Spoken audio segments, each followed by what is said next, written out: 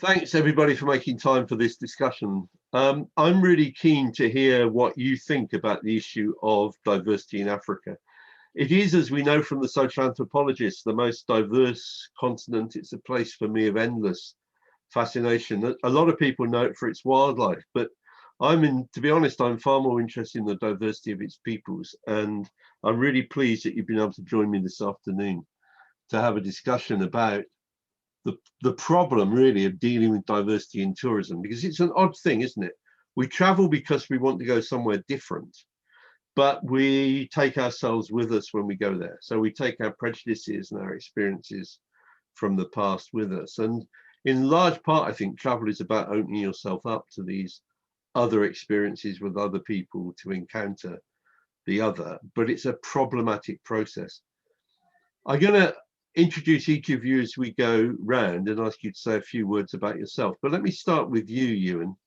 You're based in London. You're originally, if I remember rightly, from Malaysia. You run a media magazine of some international importance. How do you see this whole issue of who the culture belongs to? You've had the privilege, as I have, of living and working in many cultures, but how do you see this question of who owns the culture? Who does it belong to? Well, thanks for having me, Howard. First, I think it's great to be talking about this today because so much of responsible tourism of late has been about the environment. And I've always felt there's a lot more to be said around community and culture. For me, I think we need to take a step back in the conversation first and discuss cultural ownership, as you said, the concept of which is, a challenging one. Because for so many decades in tourism and also in everyday life, there's been so many discussions about how one culture accesses the culture of another responsibly and respectfully. On an individual level, as someone who is of Malaysian heritage, I don't feel that Malaysian culture is something I own. It's something I celebrate and something I'm proud of, but it's not owned by me, particularly as my own individual culture is made up by so many different determinants. As you say, I grew up in Britain, so I'm intersectional, as is a lot of the world today when it comes to diversity. But as someone that is passionate about diversity and inclusion, by the very nature, I will consider myself a cultural internationalist. And that's sometimes a difficult one for me to rationalize as a person, because while I believe each particular culture contributes to the diversity of the world and overarching human culture in general, I believe that everyone should be able to have an equal cultural interest in global culture.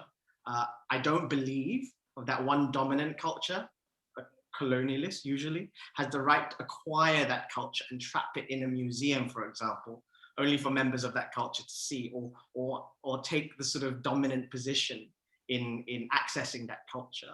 I believe that those from where the culture is from should be allowed to have special interest and a reasonable voice in how that culture is showcased.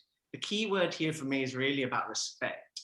And the challenge being that many people appropriate other people's culture in a way that's not as respectful as it should be, often for personal and financial gain. So then the ethics of that gain becomes a bone worth picking, because more often than not, those who appropriate the culture do it at the disadvantage of others. Colonialism is a big example of that, not to mention its after effects long after independence. But in today's context of international tourism, the profit centers often still remain outside those countries, are not directly benefiting the community around that culture. But it's not black and white, for want of a better choice of words, because just because someone lays greater claim to a culture by way of their nationality or heritage, it doesn't mean also that they're the most respectful or the best skilled at creating experiences that are best for the sustainable cultural development of community. I've seen it in Asia, particularly, where sometimes the tourism providers from that place are the people that create the more harm than they do good. It's hard to blame them. We live in a capitalist world, and development is often seen as economic. And it's a very privileged notion to tell one group of people to stop developing in a way that they want to in order to preserve their cultural heritage. If that hampers the economic development of their community, I sometimes feel that the sustainable travel movement can be actually very one-sided. And the conversation often shifts from we need to be responsible to you need to be responsible very quickly. Responsible tourism in this context needs to be about regeneration and positive generation, and not just about keeping something the same as it always is. So to understand the complexities behind this, I think it's really important before we move on to talk about cultural engagement in Africa. I believe that in order to have a serious and significant discussion around this, the conversation should be far more about stewardship rather than about ownership. You're reminding me of a story I was told. I wasn't actually there when it happened, in around Hwangi National Park in Zimbabwe, where the community was saying that they were tired of the guides coming in, and they would overhear them telling the tourists that they were guiding about how dirty and primitive these villages were. But when I inquired into it, it turned out that these guides were in fact Shona. They were from the same community, same ethnic group as the people living in the villages, but they'd moved away into the cities and felt superior, and were obviously aligning themselves with their guests, with their clients, by talking about the local community in that way. I didn't quite understand why the local community didn't just stop them coming into the village, but they obviously didn't feel powerful enough to do that. Judy, can we shift to Kenya? It's a long while since you and I met, 20 years, I think. But we met then around an ecotourism conference, and I wondered how things have moved on in Kenya. I haven't been there for 20 years. How is the cultural tourism working now? Because obviously you've got some internationally iconic cultures in Kenya, but you haven't just got one culture amongst the people of Kenya. Thank you very much. Yeah, you're right that we do not have just one culture in Kenya. We are more than 40 tribes. And I believe when we start talking about tribes, we are now being very specific about the cultures of these tribes. I don't believe we've got something called a Kenyan culture. It's either one of the cultures that has been taken, and everybody thinks we are all Maasai because the whole world knows about the Maasai, who wears the red cloth and has a lot of beaded work around them. I have been asked this question thousands of times by travelers and tourists and even business travelers in Masai Mara. And are you Maasai? It's the first question that they ask you, because they almost want to confirm what they have read about the Maasai. So when you say I'm not Maasai, then they ask, so what are you? Because they don't know that there exists another 40 plus tribes in Kenya, each one of them with very, very unique cultural identities. And this is where my point about cultural ownership, belonging to the people who live that culture, who live it on a day-to-day basis, as opposed to the people who embrace it, who respect it and appreciate it. There has to be a reference point for cultures. And when I'm talking these traditional cultures, like for the tribes of Kenya, I'm not talking about urban culture. Maybe when it comes to urban culture, it's everybody's culture. But when it comes to my culture, I am Luo. There's a certain way in which we bury our dead. There's a certain way in which we mourn. There's a certain way in which we celebrate harvest. There's certain crops and foods that are associated with us. We live that culture. We are the fishing community of Kenya. Now, that culture for me is can be embraced by other people. They can do some of the things that the Luo community do, but really the reference point for that culture still remains the Luo community. When it comes to tourism in Kenya, tourism has promoted over the years, more than 50 years, the Maasai culture. When you look at tourism images, when you look at brochures, when you look at advertising, you just see one community in a red cloth, and that culture, to a certain extent, has been also appropriated by many other people who don't even respect it anymore. So anybody who can wear that red cloth and wear the beads can pass as a Maasai, and the tourists will be excited. So you go to a coastal destination. The Maasais are pastoralists. They come from the savannas. You go to a coastal destination, you find a hotel that asks its workers in the evening after they've served the guests to dress like Maasai and dance like Maasai. And they tell them that this is Maasai. This is not Maasai. These are people trying to be Maasai.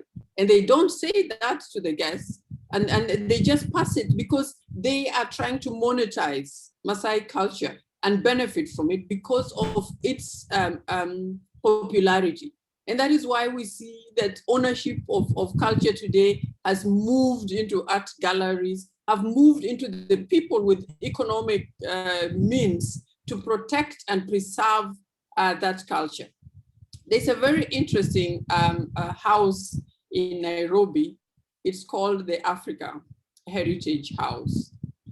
This house, I think, is one of the most photographed heritage houses in Africa.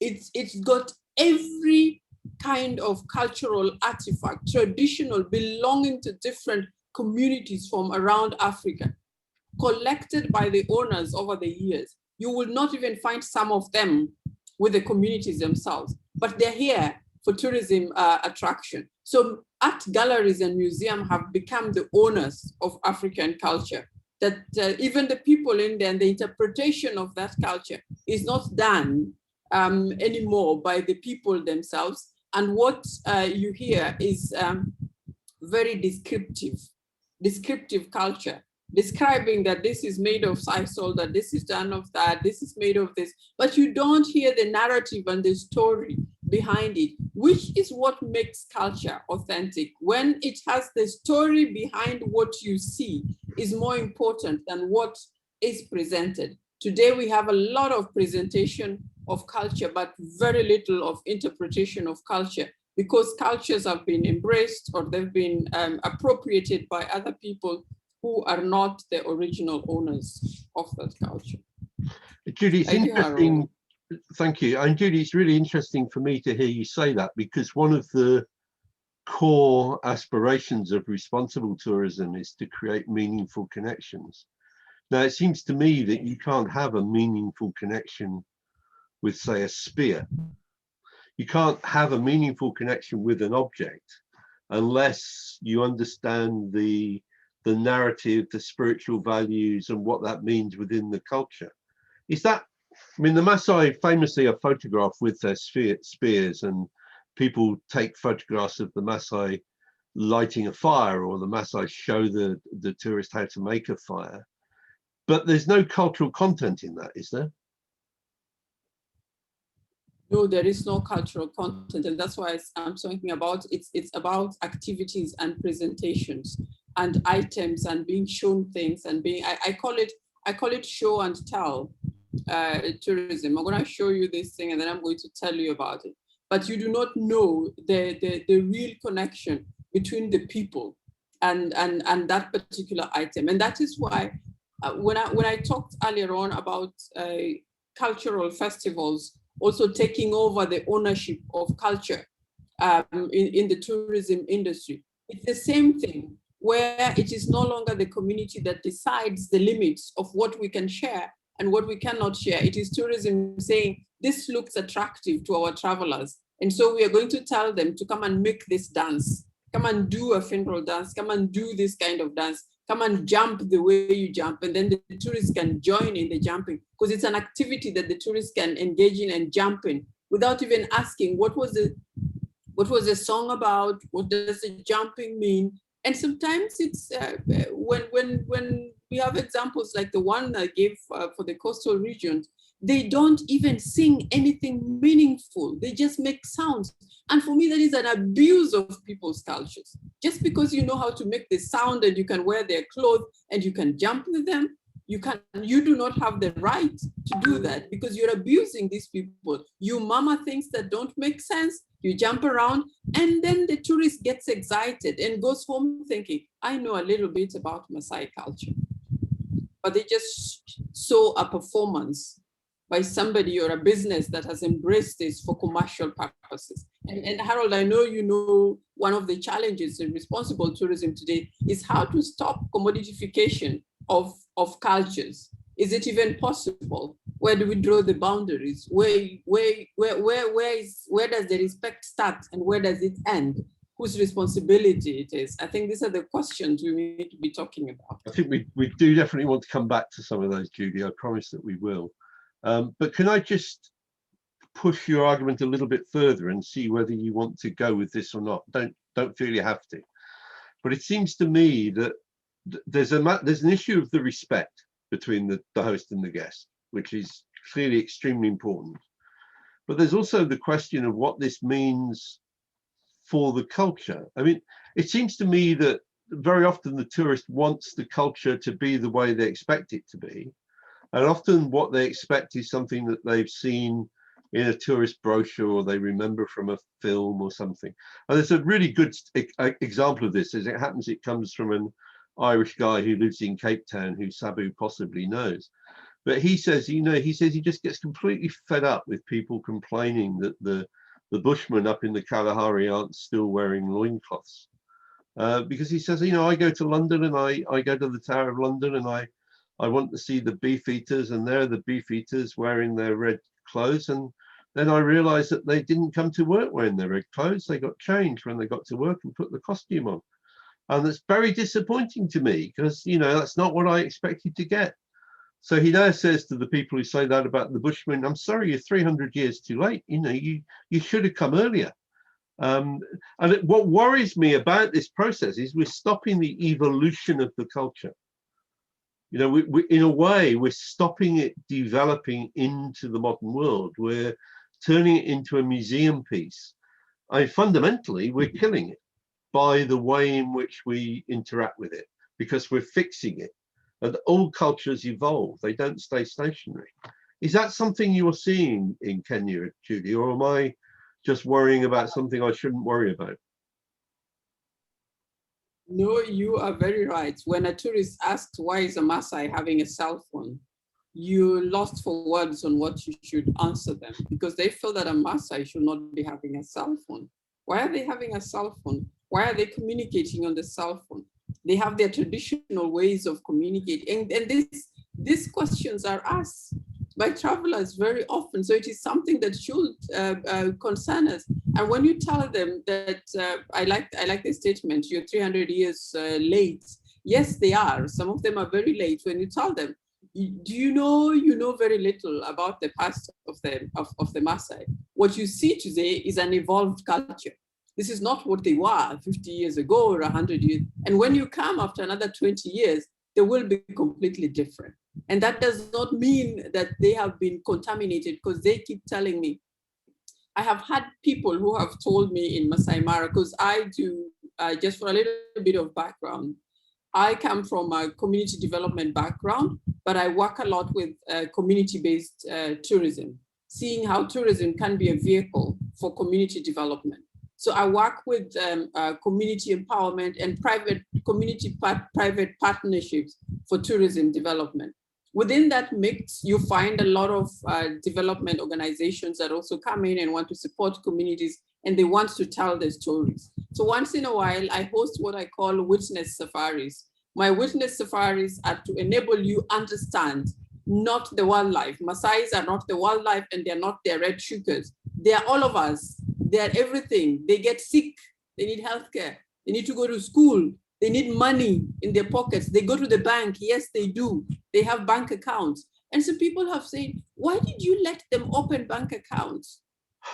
Why are you advocating for them to go to school? If they go to school, we are going to lose all this culture. And then you will not get the tourists to come to your place, and then they will remain poor. That conversation is extremely disturbing. So what you're saying, Harold, is really true. And I always say that in as much as we talk about responsible tourism, and we've spent a lot of years educating tourism operators on what they should do, we're getting to a point where we should educate the traveler.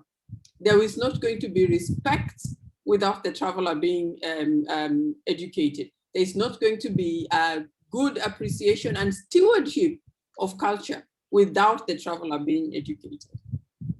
Thanks, Judy. Aziz, if I could come to you next. It seems to me that at the root of this problem, in the way that Ewan and Judy have described it, is actually the power relationship, isn't it? That somehow the tourist is walking into somebody else's place with the tourist dollar and the camera, and they're at leisure and the other people are working. a lot of this is about power, isn't it? It is, and I have to say, every time I hear you, Judy, I'm like, I just want to meet you and sit and talk with you much more about this conversation. You're so eloquent, and you describe it the way it is, and I've seen it all over the world in many countries I've worked. It is a power relationship. I'm the tourist, I'm coming here, I have the money, and you the local, and you do what I need you to do because I am the traveler. That's too often how travel is marketed. That's how tour operators sometimes marketing it, tour agencies, and travelers see it that way in too often. I think the way I see travel is the opposite. It's give and take. It's not one-sided. I'm not going there and therefore I have the money, I have the power. I'm here to be entertained, and every local needs to jump how high I tell them to jump so I can entertain them. But too often, unfortunately, that is the reality. So we are creating um, indirectly or sometimes directly a conflict between travelers and locals. We're creating a relationship that's not mutual respect. That's not really learning from each other. I don't see travel as only also travelers learning about locals. If it's a true exchange, a true connection, it's both of us learning about each other. It's a relationship that you're building. It's a connection. But that can't happen when it's I come, so you put a show, I watch it, and that's it. And that show has to fit into this single narrative that we create about every country we go. There's the itineraries are built too often in a way where the narrative has to be smooth, going all into one direction. There's no opposition. There's no other narratives that's being told. Things need to be so simple for the traveler to understand. And that's a danger in some ways of where travel can go. Is this single story and single narrative that it just cannot go any other direction. And it's often a dominant narrative that doesn't give you the opportunity to be respectful, to ask questions, to really understand, to educate travelers, and to learn, for locals to learn about those places. Many of the locals don't have the opportunity maybe to travel to many countries. And so by meeting with travelers, you're actually learning about those places as well. And we don't give that opportunity because we're jumping from one place to another, doing these shows, entertaining travelers instead of making it a place of building real connections, meaningful connections. Aziz, I know that you take tours into the former Yugoslavia and into the Caucasus. How do you deal with the historic conflicts in those places? Because it seems to me that I've worked a bit in Slovenia, and there's always a delicacy around the removal of peoples and the relocation of people in those societies. And you see the same thing, Judy, actually in Africa, where a really good guide will point out to you that you can see where the community used to bury its dead, but now there's no village there because the village was moved out when it became a national park. Now, that's a real part of the history of the community in Africa or in Bosnia. How do you deal with that, Aziz? How do you stay true to the principles? I think one way you respect travelers and you respect locals and you respect the local place is to be transparent and to be honest about these histories and to be willing to give those voices a place in the tour. So one way I deal with it when I run tour in former Yugoslavia is I hire guides from different backgrounds, different ethnic backgrounds, religious backgrounds there, and I have them work together. I have them co-guide trips together. So imagine having a Serbian and a Bosnian running a trip together. It seems too impossible, but actually it's incredible when it does happen, because what you do, one, you make sure your trip is not a propaganda trip, which often happens in many of these former conflict regions. Depending if your guide is from this ethnic group, you become more moved toward them. If it's from that ethnic group, you move more toward them. By having them work together, you're also creating friendship. You're changing the way the paradigm is working there, and you create a conversation. So instead of one guide preaching at tourists, telling them what's right and what's wrong, there is a conversation, and they are part of this conversation. It becomes much more educational. And as you go to a place like Mostar, where there's a school, literally one school, which we don't go in because we're not trying to disturb the children studying, but you stand outside that school and you realize that half of the school is for the Croats and half of the school is for the Bosniaks living in the same city. Kids are not allowed to hang out together. They're not allowed to study together. And you understand that this conflict isn't 30 years ago. This conflict is still happening today. Yeah, people are not getting killed, but the reality is the community is still segregated. And you only can learn that when you get these people from different communities. And then we invite a lot of voices that are not represented by those guides to come and talk to the group over dinner, over lunch. You know, in Mostar, again, I remember inviting a speaker and telling him the address where we going to eat. And he said, I'm sorry, this is on the other side of the town. I can't go there. You have to come to my side of the town. I have not been there for the last 25 years, he said. And so those kind of nuances, you don't learn if you don't have those encounters and realize that, you know, we think Bosnia, Croatia, or you think Kenya, you think South Africa, those places are not homogenous. And too often the itineraries we run makes it look like these places are homogenous. There is a story. Yes, something happened maybe in the past, but let's move on. You go to a place like Egypt, you don't know there are Christian Copts who living there, which to me is crazy. They 10, 15% of the population. You don't learn about the innovation happening there. Culture becoming a show. And that's the danger here. It shouldn't be, because we're not really then traveling. We're just going collecting photos and not really having any change, any transformation. And to me, travel is about education, transformation, connections. You learn to care and love about the place you're traveling to because you have conversations that move you. We are changed people. We become who we are because of the stories we hear and the stories we connect to. And if you don't have those stories, and as Judy said, all we do is jump over fire and hold a spear and take a photo with someone we don't have even a 20 minutes conversation with, we're not gonna love that place. It's a cool show. We think about it like me going to a show here in my city. You only connect to a place where you really moved by the relationships you create. Thanks very much, Aziz. Sabu, can we come to you? I'm sorry we've taken a little while to get to you, but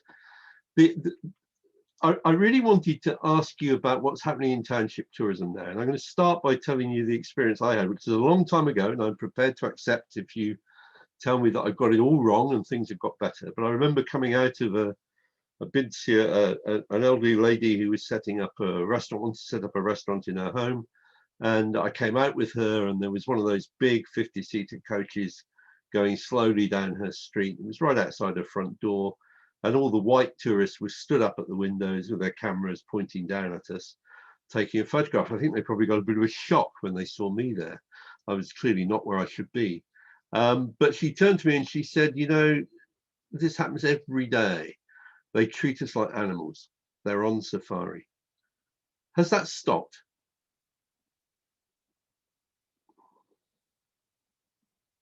Sabu, you're still muted.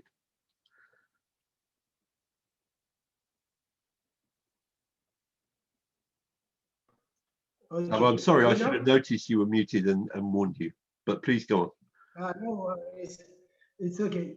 Yes, indeed, it once took a place, and for a while, those kind of events.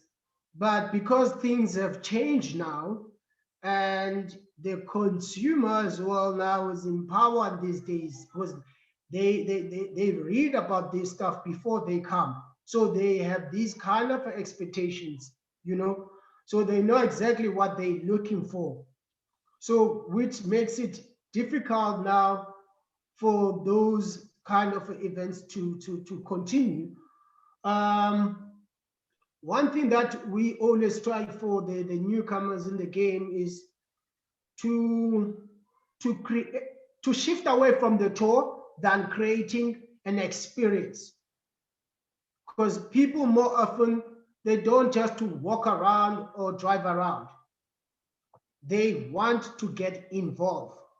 Getting involved, there's many ways to do so, right? It's about how you share the narrative, how you would draw them to participate and engage in these stories that you share, you know. And then also people that get bored if you're going to bombard them with a lot of these stories.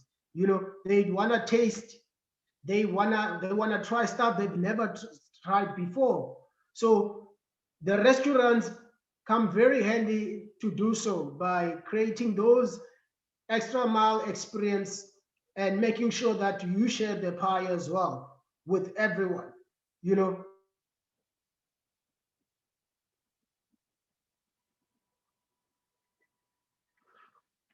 Sabu, you've frozen. And we'll go back to Sabu, I'm sure, in a minute. But do you want to pick up on the point he's making there? Because it seems to me that that's a general point. You must have seen that happen when you've been traveling abroad and looking at tourism facilities and so on. In terms of making more meaningful connections. Yes, yeah. No, absolutely. I think what Abu was saying, that there's been a change. You know, I think the concept of transformative travel, you know, the buzzword that's been buzzing around in our world for the last, you know, people moving toward that. But I think there's still a need for education, and that's through the industry, but also all the way down to the end user. You know, I think tourism has been away for a very, very long time, and therefore people just default to what that is. And there've been lots of, you know, proponents for that change, but it's still, there's still default, as Judy puts it so beautifully, show and tell. You know, you just turn up and you look, and then you go home and you pat yourself on the back to say that, oh, I understand. Or now some people even think they're part of the community once they've seen something, you know. So I think, you know, that has changed a little bit. I hope particularly now after the dreaded P word, the pandemic, you know, but there is also a concern that I have that we could actually default back to the old ways as we seek to recover, as the tourism industry seeks to recover. So to drive the volume of tourism rather than necessarily the value of tourism. And I think that's where, you know, that's where the problem lies. Particularly in Asia, you know, parts of the world but in Southeast Asia, there's this concept of over-tourism, because everyone just trying to drive as much volume as possible rather than necessarily thinking about the value. And that's for the industry to solve, not the end user. The end user has a little bit of a responsibility, but the industry keeps positioning it in a particular way. So of course I'm going to buy it in a particular way, particularly if it's cheap. Yeah, you know, and that's the other danger. I see that Sabu has managed to get back online, so let's go back to him, and then we're going to come back and go around and talk about the end user, the consumer's responsibilities. Sabu, do you want to continue? We're sorry we lost you briefly there, but welcome back. Apologies from my side as well. Yeah, as I was saying, so it's all about how you position your product and your brand as well, because right now it's more about experiences than tours. People now have shifted away from tours, you know. So as I was saying earlier on, that people wants to get hands-on, you know. And then also what I was saying earlier on as well, that it becomes very key when you share this narrative, because most of the people, they're not familiar with these stories. Now, how do you withdraw their attention so that they can participate, you know? And then also now people want to, I mean, as we all know, it's much better when you hear it from the horse's mouth. Now, instead of pointing fingers and saying, those are the hostels, those are the people are staying there, the kind of people that are staying there are doing this A, B, and C. Those days are gone. Now you need to find a ways to create that engagement so that they can have that personal connection, so that they can get to experience what it's like to live in those conditions, you know. So we managed to find the ways to engage with these families, and also to open up their doors. We understand this is not a museum, hey? And it's not a, we take it very seriously, because it takes a lot for one to open up their doors and welcome tourists to come inside and having such genuine engagements, you know. But it is important for a tourist to get to experience and feel what it's like, than standing outside and then pointing a finger. Do you get what I mean? So now we try by all means to create that opportunity and the platform to engage these two parties. So Sabu, that does they this can mean, sorry to just cut in, Sabu, but does this mean that that as a township tour guide and small operator now, are you more empowered than you were, say, 15 years ago? Do you have more control over the kind of product which is being put out there for the tourist?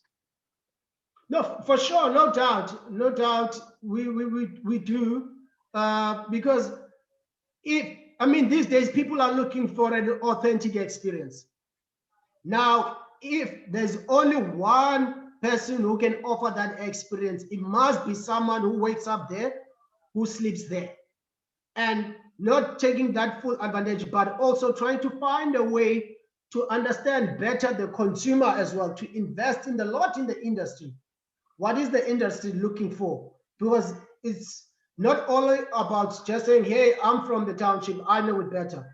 Do you understand what is the tourist looking for? So you need to try and put yourself into their shoes as well and try to find a way to balance those two so that you can develop that authentic experience that the tourist is looking for. So now that's why I'm saying those big tour operators out there, they have no choice if they want to deliver an authentic experience than to work very close with the people that were coming from those local communities. So Sabu, is what I'm hearing from you then that the role of the guide, the cultural breaker, the person between the tourist and the community, that role is shifting and it's less show and tell and it's more about educating? Is it that good? Talking about the role of the guides, now things have shifted because back in the days, what used to happen, you will get a big tour operator who will create a job for the local guide and say, I have just 1 hour. Please take these people and show them around the township. Or they will be specific and tell you that I want you to show them J and B, and then just walk them around. Now things have shifted because now we have moved from being a tour guide to be the tour operator and also a destination management companies, right? Which simply means now we have the power to design the product that not only meets the big tour operator that we're working with, the product that is most suitable for the consumer, not for the big tour operator. But at the end of the day, we're serving for the consumer, not for the big tour operator. So now it becomes very key how you package that. So now things have changed now because now you will find businesses like the one that I'm running and the others, tour operators in the township now who are designing and developing this product themselves than someone who stays outside the township and being able to come and say, here's the product and sell the township according to what the little experience or little knowledge that they know. Sabu, are you then accepting that the guides have become to some extent teachers and educators? I would say yes to an extent, but it becomes very key now where you invest a lot into these brand ambassadors, not just the guide, because these are the brand ambassadors, right? So now one needs to find a way to understand, especially the clientele or the target market that you work with, because there's no one size fits all. Because 1 minute in the same space, you deal with a backpacker, which they have their own expectations with limited budget, but this much of an experience that they're looking for. And then another minute you get a incentive traveler, who've got these high expectations and they want their own personal tailor-made experiences. So now it becomes very key how and who do you use when you share those experiences or narratives, you know? So there's no way that you can take the same guy who specializes in a backpacker and say, come and do a tour or experience for Prince Charles. Yeah. Thanks, Sabu. Let me come back to Ewan and try this question again about the education. I was originally an adult educator, and the basic principle in adult education is you start where the student is at. In other words, you try quite quickly to work out where they're at, and then you try to engage with them in an educational way. Now, Sabu, I think that's what you're describing. You are effectively describing, for me, an educational engagement. But Ewan, how do you see this? I totally agree. I think there needs to be an education environment, not just only to the end user, but also to the intermediaries, to the travel industry, particularly the tour operators that are packaging all this stuff up, because that's still the way, that's still the route to market in most scenarios. You know, I think there's a lot more direct to end user stuff, but it's still, there's still that middle ground. And I think that middle ground needs to be educated, and they need to go beyond what is on offer, and they need to talk to people like my esteemed panelists today and really get the sense of what they can offer. It does come down to commerciality sometimes. So we also need to look at that model and how we can make, you know, how we can make these important lessons more commercials and also more grassroots. You know, I've, you know, a big discussion I think me and you have had in the past, Harold, is about whether or not we tell horrible histories. You know, sometimes there's things, I think there's things, we like to sugarcoat things for consumers, because when you go on holiday, you think, oh yeah, you know, I need to have a good time. It needs to be feel good all the time. But I don't necessarily, you know, get into the detail of what it means to experience culture in, or people in that destination. I think we really need to go further. So absolutely, to answer your question, there needs to be a greater educational experience all through the chain.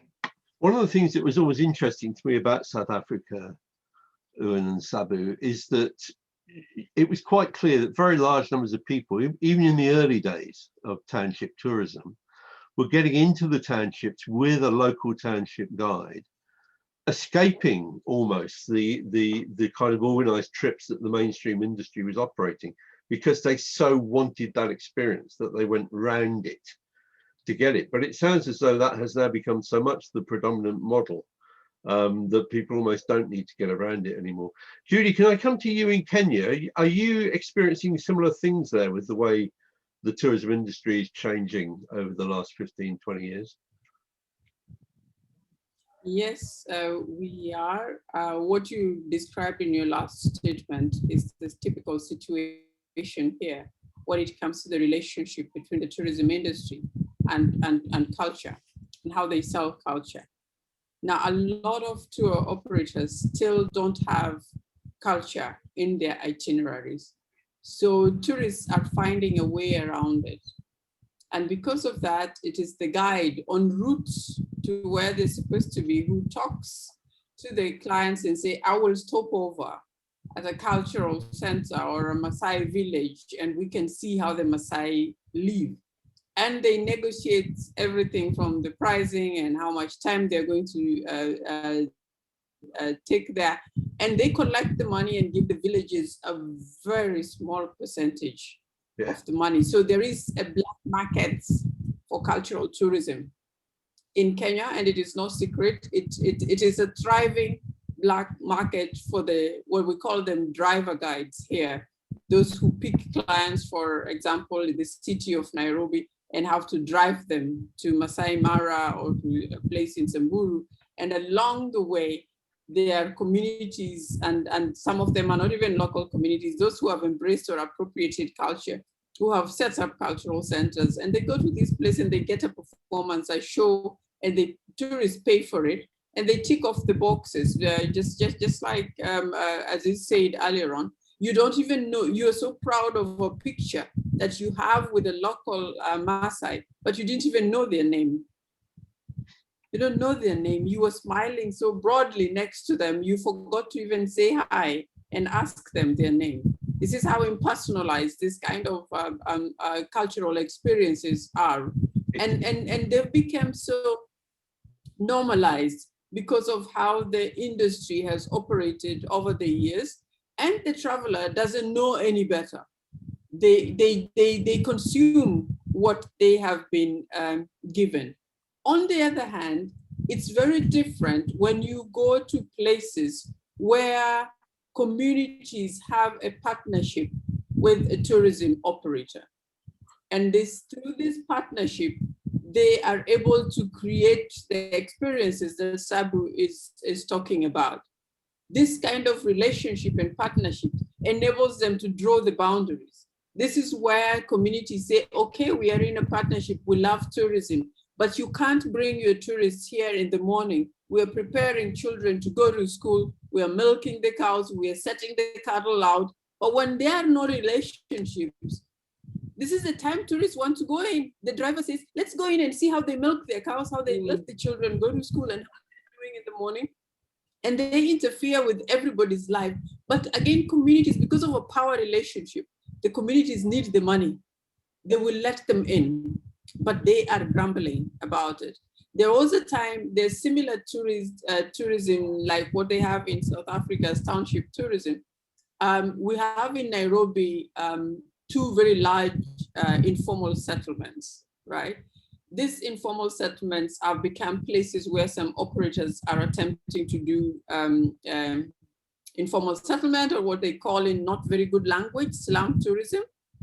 And they've been taking guests to these places and asking that the locals, the residents, can allow them into their dwellings so that they can be paid for it. And there was a time they got interviewed and they said, we are human beings with dignity. We don't live here in these conditions because we love to live like this.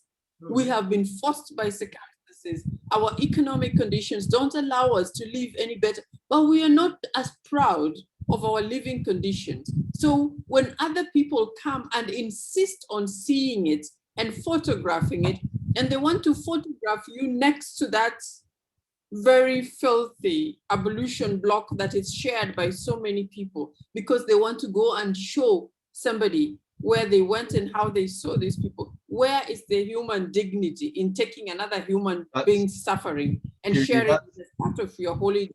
That's poverty pornography, isn't it?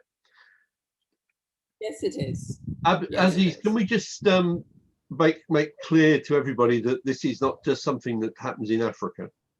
Oh, absolutely not. It happens in Palestine. It happens in Latin America. I mean, for us, it's the refugee camps where people would want to go and see and take photos of. In Brazil, I've seen it again and again in favelas, where I've done some work, and I have really good friends there who say it's not that they don't want anybody to come in. It's when I went in, they just said, please don't bring your camera.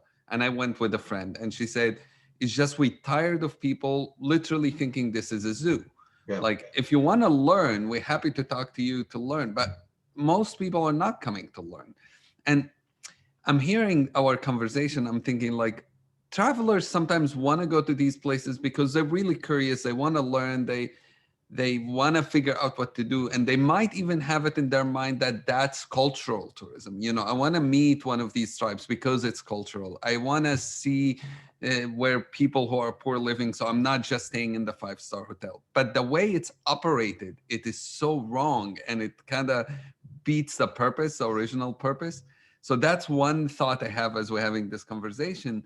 The other thought, well, the other thought escaped my mind, but I was thinking of,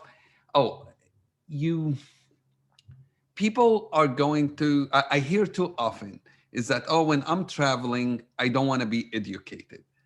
And that's not really real in some ways, because people get tired of the 5-star hotel or whatever hotel they're staying in, and you see them doing stuff that are not relaxing. Like in Bali, I remember seeing people going from Ubud to the gate of heaven, and it takes like 3 hours drive each way and then stand in line 2 hours depending, so you can take one photo. What's so relaxing about this except that an influencer told you that this is what makes Bali amazing? So it's not really, I don't buy this argument that, oh, when people traveling, they don't really want to waste their time learning. They are seeking something. I think one problem we need to overcome is the social media and influencers effect on tourism. So we talked about tour operators, the way they build itineraries, which I agree that is a problem. Our lack of knowledge, the end user as travelers, but it also social media and influencers, assuming always we look at Instagram, we're like, where's the top 10 photos that are the best in a city or in a country? And we want to go and replicate them. And that is one, you might not like those. It takes so much time and it's not productive. And it's not the most interesting things usually in a place. It's not the most cultural experience, not the most fun. Maybe we need to redefine and really talk about what is interesting about travel. What's the purpose of travel? What is fun? Is really standing in line for hours to take one photo so you can show people that I did what everybody wanted me to do, even though you are miserable the whole day? That's fun. So thank you. Thank you for that. We've only got a very few minutes left, and you've just done brilliantly what I wanted each of you to do in the final few minutes of this. And you've picked on the influencers, which I share your view of the influencers. They're a real pain in the neck, most of them. But that's just my prejudice, of course. What I'd like to do is ask each of you now just to say, give one piece of advice to a traveler about how to get more out of their trip and how not to behave if they want to behave in a way which will create meaningful and respectful relationships. And Ewan, I'm going to go to you next. Right, well, you sprung that one on me. Wait a minute. No, I think exactly what everyone has said here. I totally concur.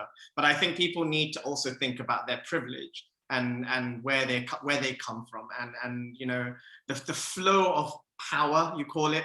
Some people call it money. Some people call it intent, you know, and think about how they place themselves in other people's culture, or how they place themselves in other people's destinations. I think you know, the last year particularly, we've talked a lot about privilege in travel. And I think that is a lot of the root of the issue. People think that the world owes them something, that they have the right to travel to somewhere, right? And act as however they want, whether they want to get in too deep into the education, or they just want to sit back and not do anything at all. And I think my advice is to think about your privilege when you travel, and you know, think about how you're impacting people. And I think that's a super important takeaway from this all. So to think about it and not to abuse it. Absolutely. Yeah. To consider your power, and to consider your economic impact. And be responsible with it. Absolutely. Sabu, what would you want to say to a tourist who's thinking of coming into the township with you? Sabu, you need to unmute. Sabu, unmute. Sorry. Okay, I think from my side it will be acknowledgement is very key, right? To acknowledge that we are all coming from different backgrounds. We are all diversified. And then also, while you acknowledge and be respectful of others as well, you know, and then, which is the last one and the most important one, is to take a full pride of who we are or who you are. Take a pride, take a full ownership of that, you know. And then another thing, a key point that I wanted to share earlier was from our side as the tour operators or the people who develop these packages. It is very key that make sure there is an educational element, for sure, no doubt, cultural exchange, and don't forget the most important part, which is people like most to have fun. People want to have fun when they travel. As much as they want to learn about other people's culture, but they also want to have fun. So it is very important to find a way to balance those two. Thank you very much. Thank you, Sabu. Judy, you're going to have the last word. And you're still muted. I would like to ask and request fellow travelers. I'm also a traveler. One of the most important things that we should pack while traveling is emotional intelligence. We should appreciate people. We should ask ourselves the questions that we would like to ask others before we open our mouths to ask and comment. Ask yourself that rhetoric question and feel what it would be if you were in your own home and somebody, or at your own home and somebody was asking you that particular same question. The other thing that I would like to say is that communities and people are not attractions. People don't want to be photographed as though they were buildings. Yeah, we say the people want to have relationships with the people that they meet. They want to feel like human beings. They want to feel respect. They want to feel that they are appreciated. They want to feel that they are interacting and engaging, but they are not objects that are attractions for the traveler. You've reminded me that when we started the campaign back 25 years ago now for responsible travel, the example we used very often was, how would you feel if a busload of Gambians turned up at your child's school on a Tuesday morning and were ushered in to take photographs of them in the classroom? People get the point when you make that comparison for them, but very often that's what you need to do, for people to understand that they need to treat others as they would wish themselves to be treated by other tourists. We've run out of time. We could clearly have gone on for much longer, but if I could thank you all, Aziz, Judy, Sabu and Ewan, for what's been, I hope, for you an enjoyable conversation, and I hope the people who have the privilege of listening to this and seeing it in WTM Africa will enjoy it too. Thank you very much indeed. We've still got a long way to go as an industry to achieve meaningful and respectful connections between hosts and guests, between travelers and tourists, between visitors and local residents. Thank you very much for your time. Thank you. Thank you. Thank you, Mr. Holt. Thank you, Prof.